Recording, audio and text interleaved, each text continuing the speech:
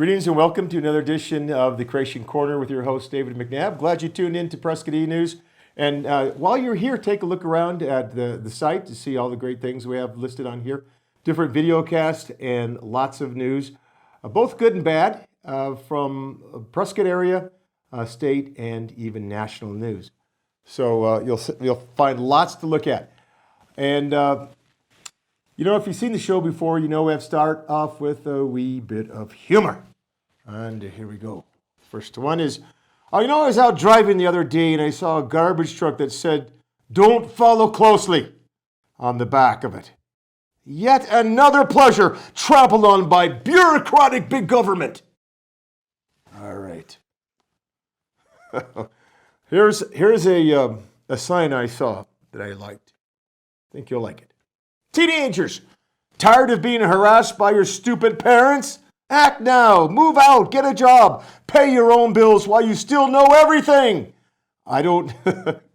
All right. Well, if you have a teenager, you know what I'm talking about, don't you? And, lastly, I don't need Google because my wife knows everything. There you go. And when I found Mrs. Wright, I didn't realize her first name was Always. But that's okay. All right, now we got the humor out of the way, and I want to do a resource recommend. We're going to do that just in a wee bit, because it has to do with homeschooling. I want to talk about that in a little bit here.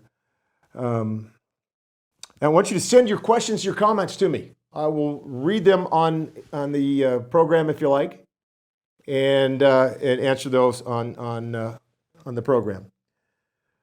Please tell others about the show. Love to expand our viewership there. And if you go to church, you might want to talk to your pastor about the Creation Corner. Let him know about it, and let him know that he can host a creation seminar, which are usually 3 hours long, at your church by contacting me or bring in a creation speaker to speak at the church. Either on worship service time or in any kind of a class period situation you have there, men's or women's groups or study groups.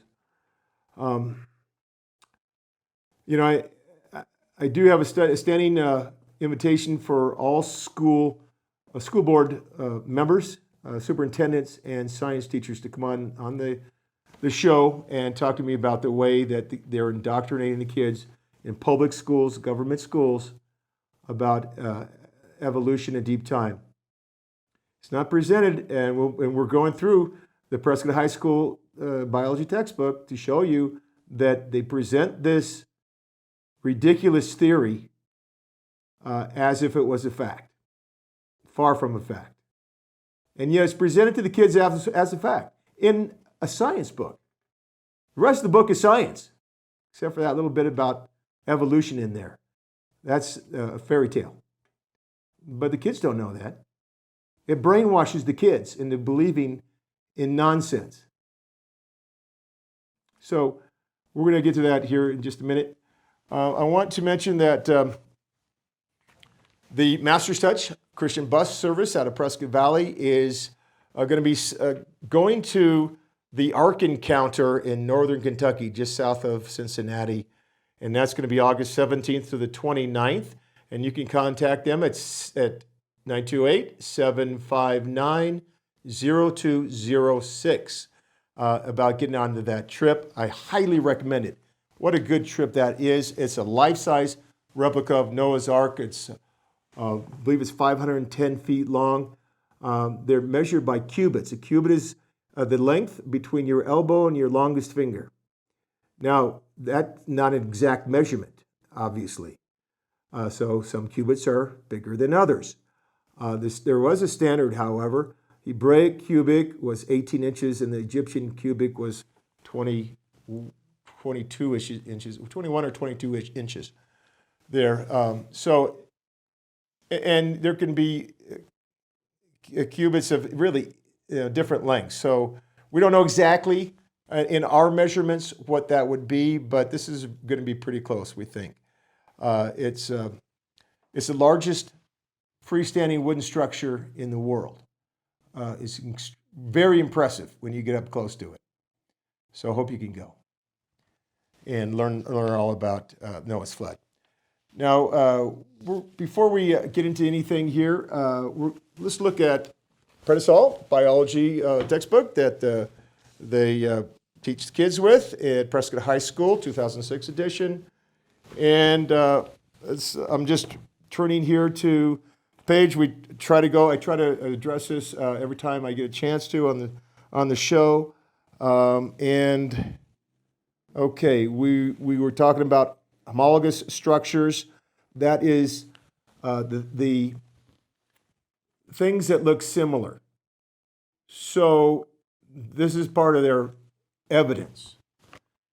Because there are two bones in the forearm of different animals and humans, that's evidence for evolution?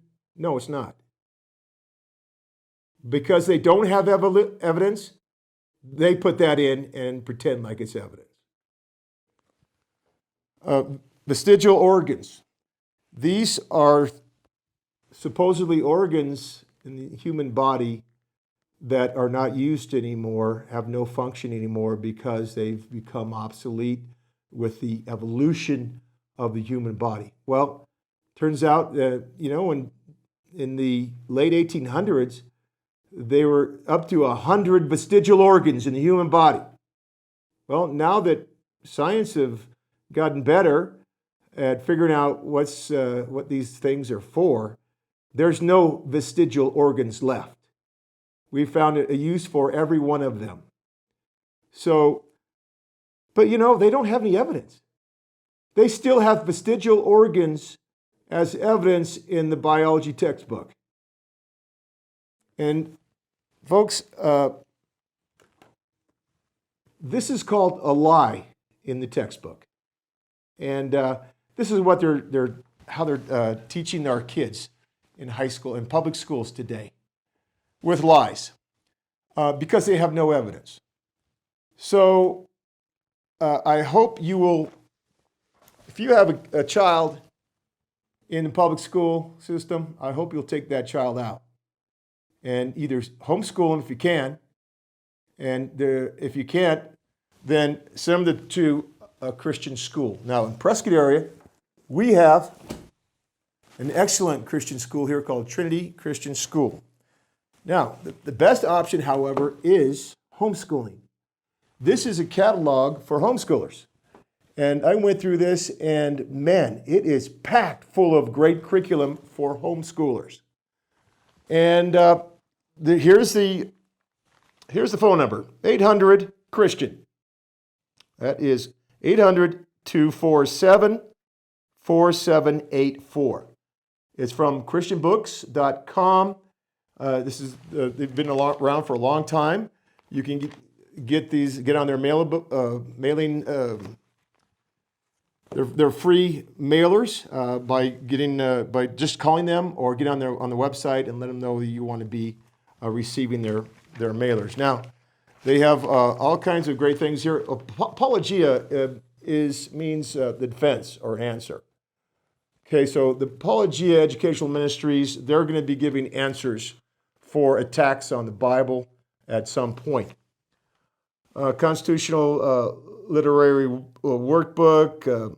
I don't have enough faith to be an atheist curriculum. Exploring creation with chemistry and physics. Exploring creation with high school astronomy. Flying creatures of the fifth day. Exploring creation with zoology. And if you read first chapter of Genesis, you'll see which kinds of creatures were created on which days. So flying creatures were created on the fifth day. Exploring creation with botany, swimming creatures on the fifth day. Okay, also, besides the flying creatures, the creatures in the fish, the creatures that swam were also created on the fifth day. Land animals of the sixth day. Exploring creation with zoology. Okay, so in sixth day, then, All the land creatures, including humans, Adam and Eve, were created. Along with dinosaurs, by the way. That's when dinosaurs were created, along the same 6 days as Adam and Eve. Yes, they did live together. Exploring creation with mathematics. Wow, even mathematics has application. Amazing. Here's one. Chemistry 2 volumes. Okay, you're thinking, I can't teach my kid. I don't know anything about chemistry. You don't have to know anything about chemistry because the textbook is all you need to teach them. Will self-explain with the textbook. These textbooks have come a long way, and it's not. They come with instruction on how to teach it. Human anatomy and physiology. So biology, different volumes here. Topics include thermodynamics, kinetics, acids and bases, and atomic structure. Kit includes 651-page hardcover student text with study questions, lab exercises, and module study guides, softcover solutions manual, and a test packet. So it includes the tests as well. You don't have to have a background in this to teach this to your kids, okay? And this is high school level, what we're talking about right now. They have curriculum for every level. So I really encourage you to homeschool your kids if you can, because no one cares about your kids as much as you do. No one will be able to teach your kids as well as you can.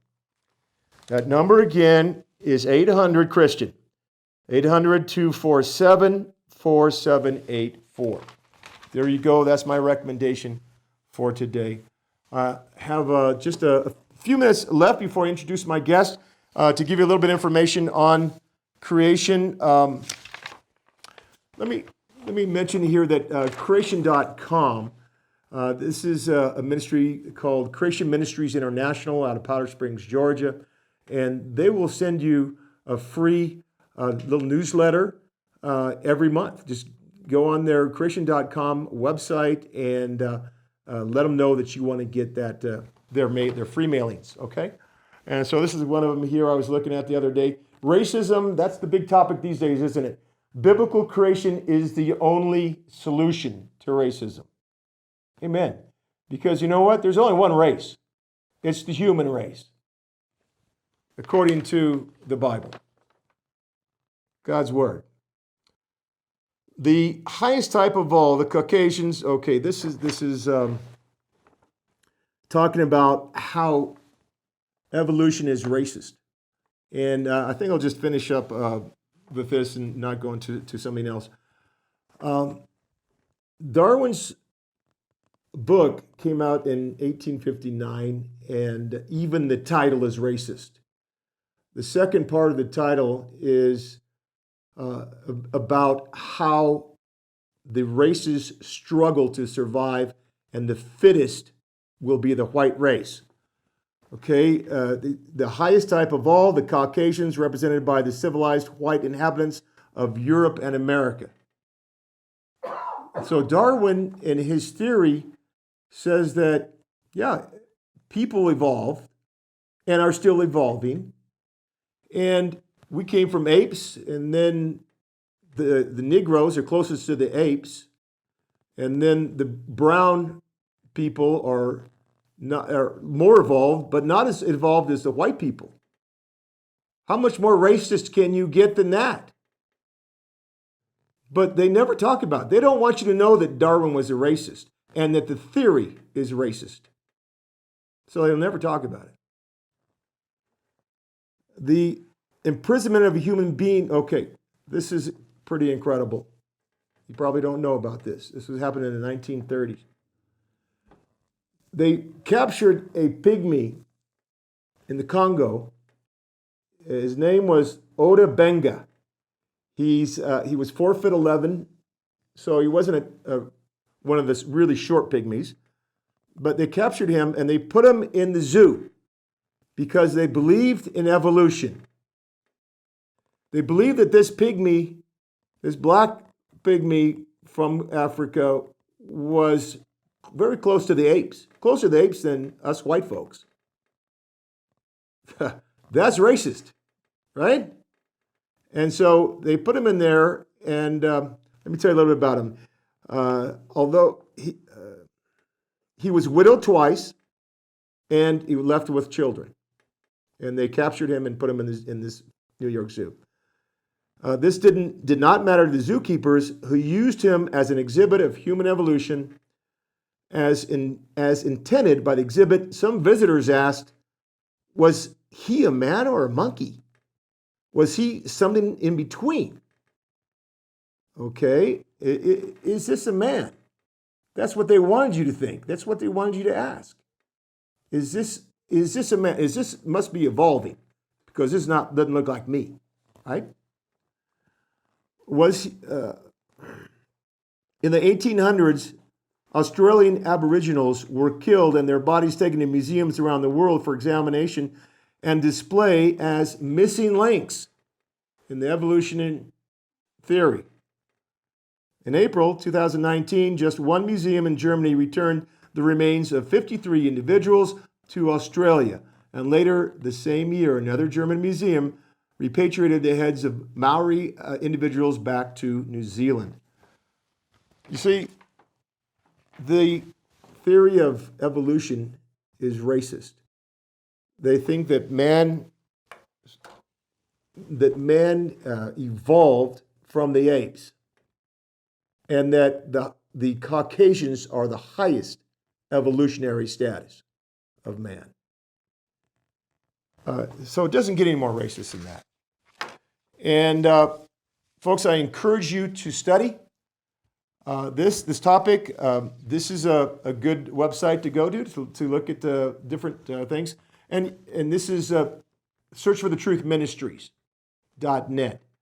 Now, at the end of the show, we're going to be putting up websites for the major creation ministries out there.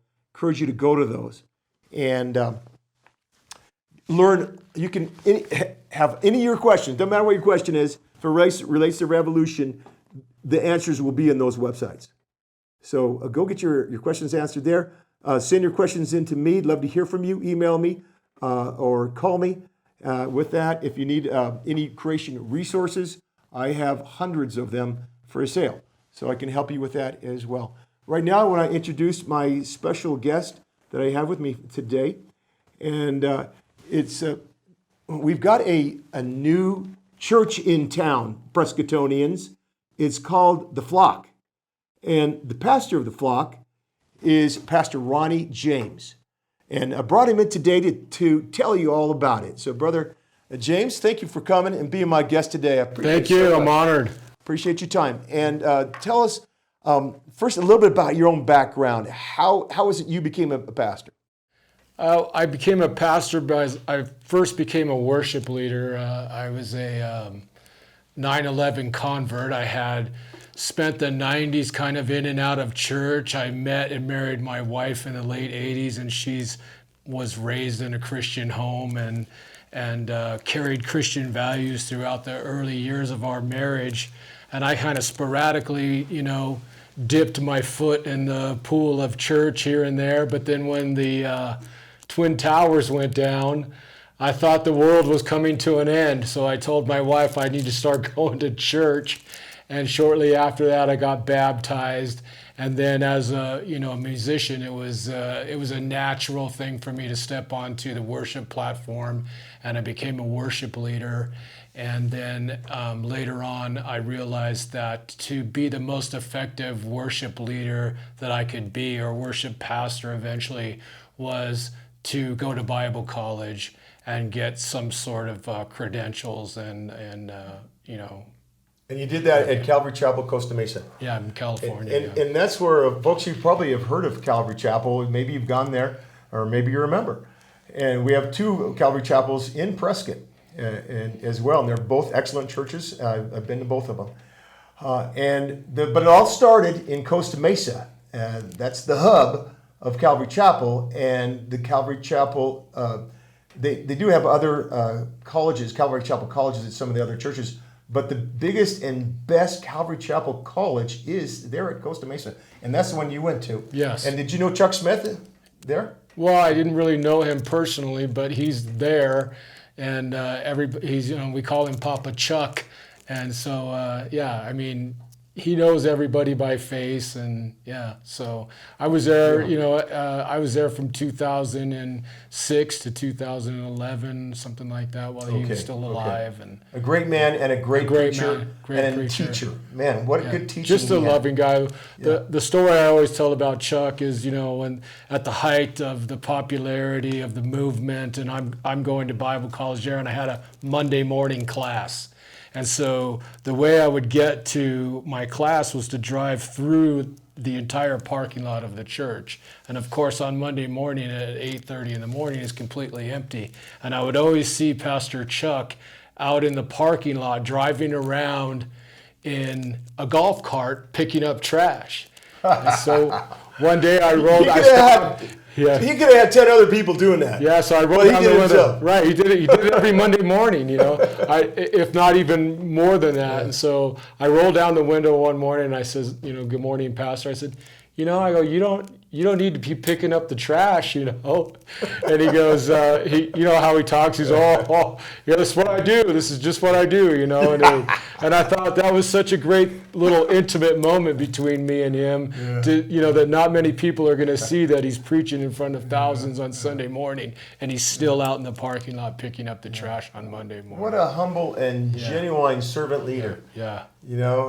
He's such a good heart. Yeah. He had, and I just loved his teaching, and he reached so many people, and that was what he really was all about, evangelizing, reaching out to the lost and bringing them in to be saved, and it was just, and that ministry was blessed by the fact that there are thousands of Calvary Chapels around the world now. Do you know how many Calvary Chapels there are? Well, they're pretty much worldwide. I don't know exactly what the count is, but they're all over the place. It's huge. Yeah.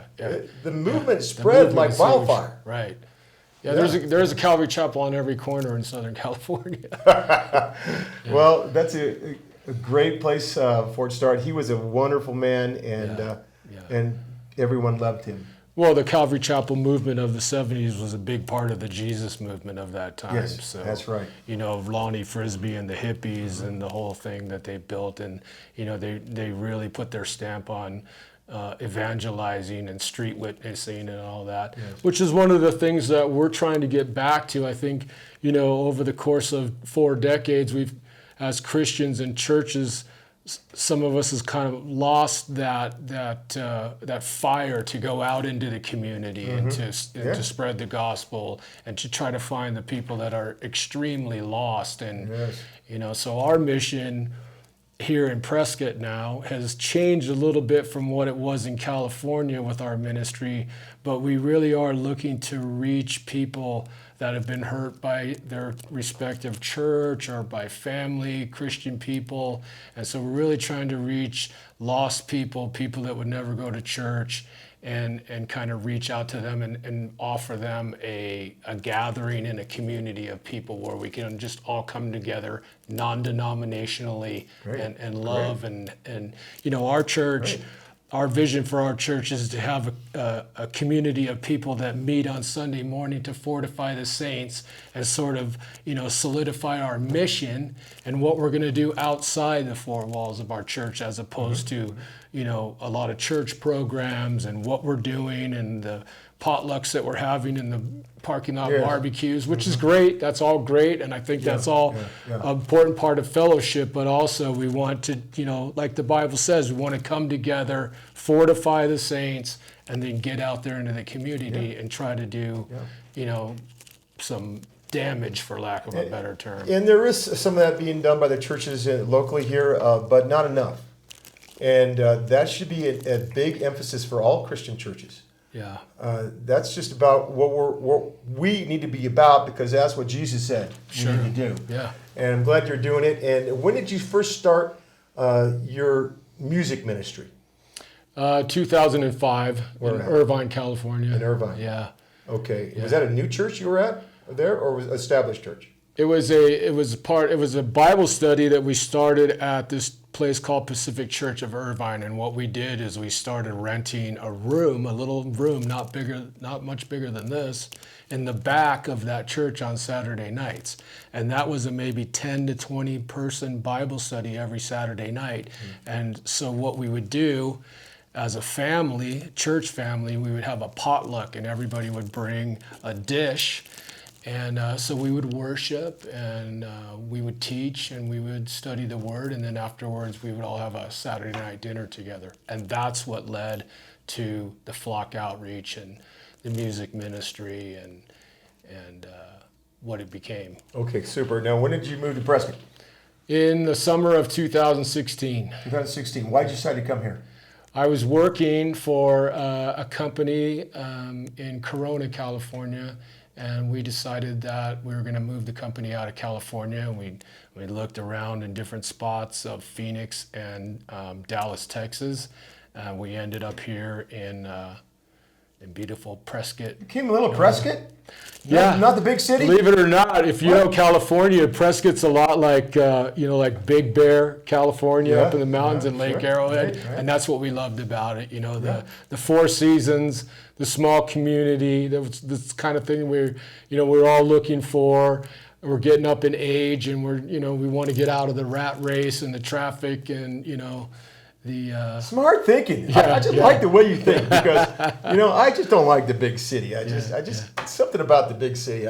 Well, on a personal level, for me and my wife, we had been talking about it for a long time. That we would move out of California and spend our twilight years in a small town like this. Now, this is getting off topic a little bit, but the dreams that I had and the vision that I had for living in a small town, watching TV shows like, the Andy Griffith Show and stuff. I love that one. It was a little bit different. It was a little bit more of an adjustment when I got here than I thought it was. But who doesn't want to grow up in Mayberry? Exactly. Everybody does. Yeah. And the deputy is not allowed to put a bullet in his gun. I like that. Yeah. Sheriff doesn't wear a gun. Yeah, if we could only live like that now, right? So, this is not exactly Mayberry, but it's way better than big city. Yeah. So you got here in 2016, and did you join in ministry at that point? Yeah, I was actually, I made good friends with the pastor of Prescott Life Church over there off the 89, and so I started serving over there. Brother Dave Groff, I love it. Dave Groff, yeah, a good friend of mine, yeah. Got to get him in here. Yeah, we should, yeah, he would love to. Yeah, he's a great guy, great pastor, great couple. It's an awesome church, and that was where I was going. I was on the worship team, and I was attending the weekly staff meetings on Tuesday morning at office over there, and I was helping those guys out, and it was great. Yeah. Excellent. Now, why did you decide to start a church here? Well, I had the ministry in California. That was such a blessing, and I felt like, God was using us to offer something to people. One of the things that I love about the Bible and the things that Jesus used to tell people when he performed miracles or healings is to go back and tell your people. At one point, when he was ready to be identified as the Messiah, he told people, go back to your people and tell them what I did for you, So the way I look at it is, there's a lot of guys like me that came up in LA and Hollywood and playing the clubs and playing in bands that would never go to church because they don't feel like they would be welcomed because of their background or their addiction struggles or the way they look. They had tattoos, long hair, big beard. I know what you're talking about. So, I wanted to be, that voice or one of those voices that brings those guys in and lets those guys know that the church is for you also. Christ died for you also, and your life can be changed also, just like mine was. And so we use the music mostly for that.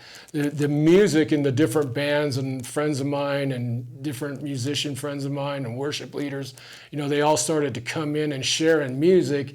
And so that started to, soften these guys up. Like, oh, I could go see a rock band at church, and it's not like Sunday morning church with my folks when I was a kid. Right. And so it was powerful. God was moving in it. And then when we got here, I say this as a joke all the time, is like different churches that I've gone to and been a part of over the last couple of decades of my walk with the Lord, I always find something that I disagree with, and I always tell people, no matter what church you go to, there's going to be some things that you disagree with. And I said, it's time for me to be the guy that everybody else disagrees with. You know what I mean? If I have my own church, I agree with everything, right? Now you people are the ones that are disagreeing with me. Yes. But so the Lord put it on my heart. We prayed about it. He gave us some signs. And the years that I went to Bible college, really I didn't want to just waste that and not use that. It was a 7-year struggle with much sacrifice for me and my wife, because I was working full-time job during the day and I was in class every night and class Saturday mornings. And so when I think back on what it took for my wife and I to make that sacrifice to get through, seminary, I didn't want to just let that die. So, and then of course, we have a heart. Lisa, my wife, has a heart for people, and so do I. And so we just wanted to be as effective in this community as we can since we're here. Okay. What kind of preaching do you do? I do.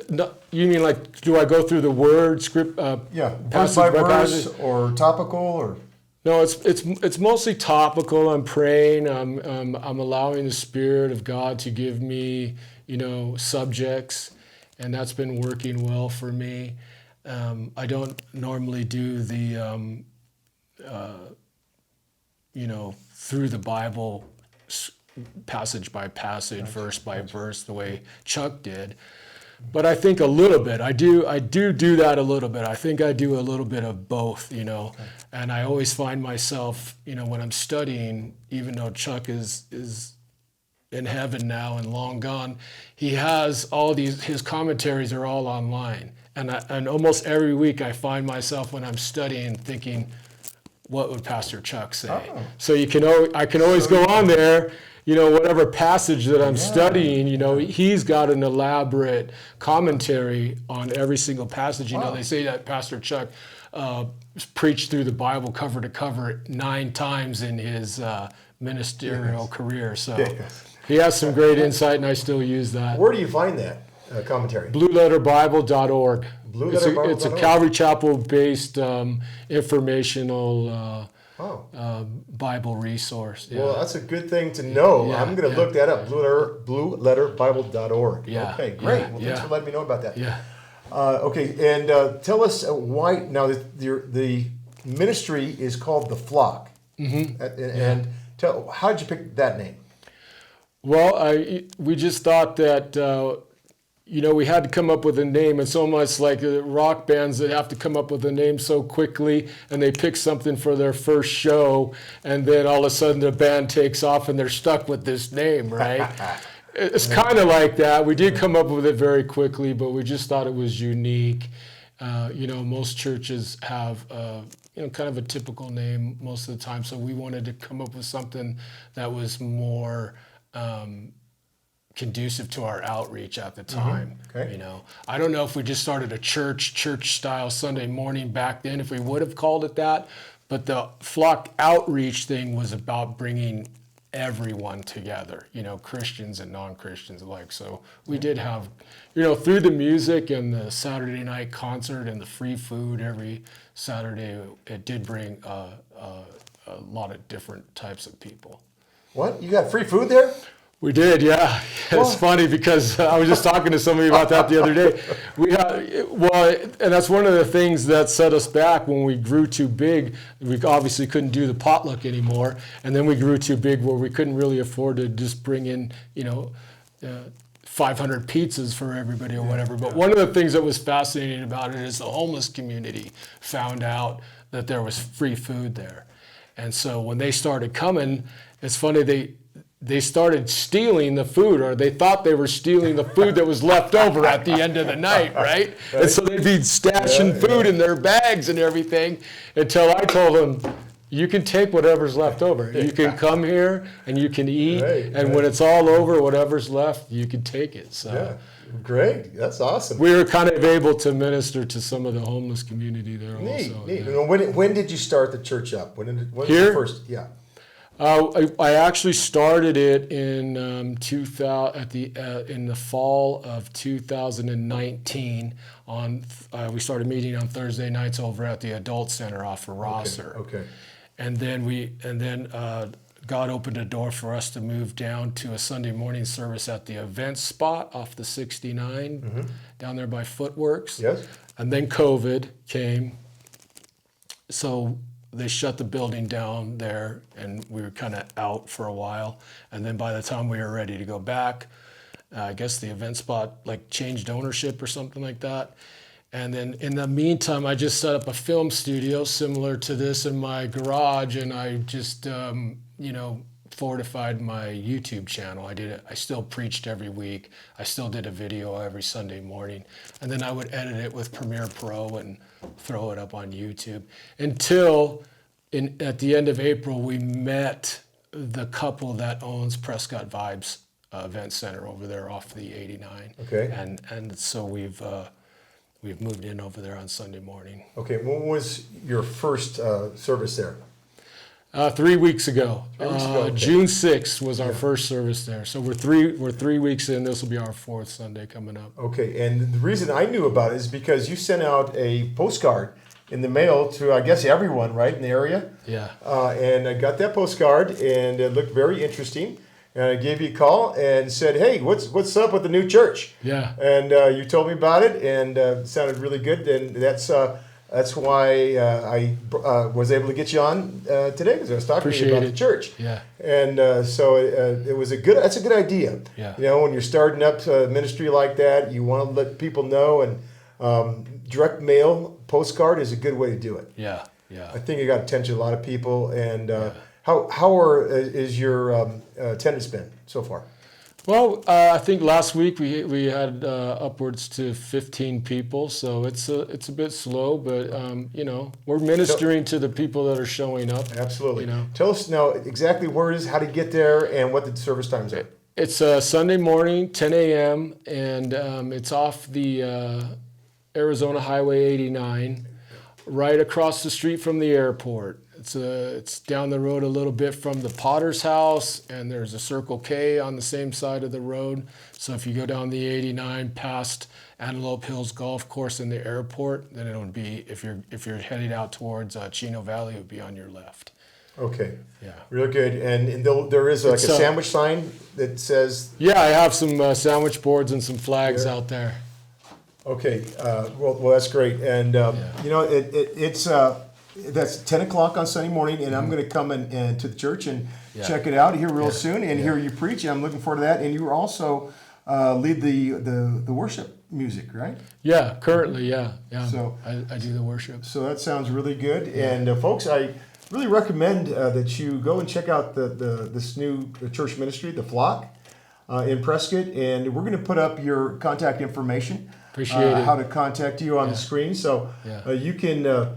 get a hold of Pastor James, Ronnie James, and if you have any questions about this before you come, but do come if you can and check it out. And I want to thank you for being on my guest and for starting up this new church ministry. Thank you. And the evangelism that you're doing there. Appreciate it. God bless, brother. God bless you. Thank you. Bye for now.